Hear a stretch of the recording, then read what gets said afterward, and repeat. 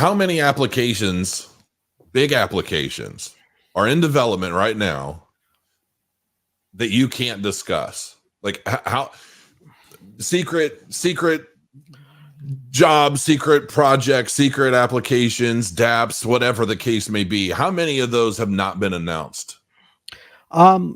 So I try to be as transparent as possible, and I try not to create information asymmetries. And so generally speaking, if I'm planning on doing something, I talk about it unless there's an actual contract that I have that prevents me from talking about that.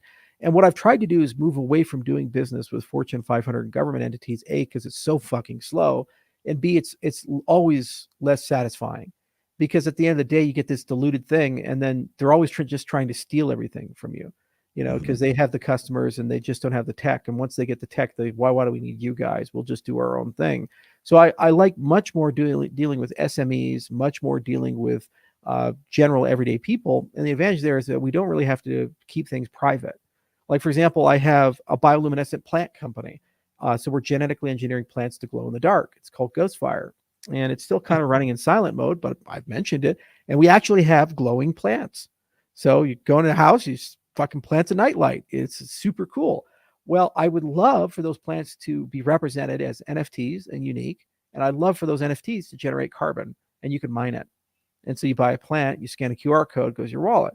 Well, that's a public idea for a company that's running in silent mode. So I that's really clever, kind of like a Tamagotchi, but it's actually related to a real thing. I like that. That's cool. And you have an incentive to buy it. I would get that for my daughter. I think she would love it. There is not a person I've told this to that would not buy it. And there's a lot of license potential as well. You can even do glow in the dark pot if you wanted to. Okay. So there's some cool stuff there, and everybody loves this idea.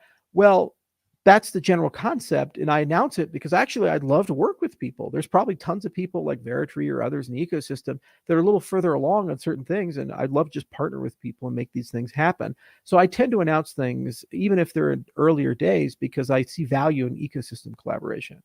In terms of actual projects, that we're working on that we can't talk about, I tend not to mention that particular number. But, I do know that there's a lot of people in the Cardano ecosystem now that have private partnerships or relationships, especially with big companies, and they can't talk about those relationships quite yet, whether it be major publishers or car companies or, these types of things.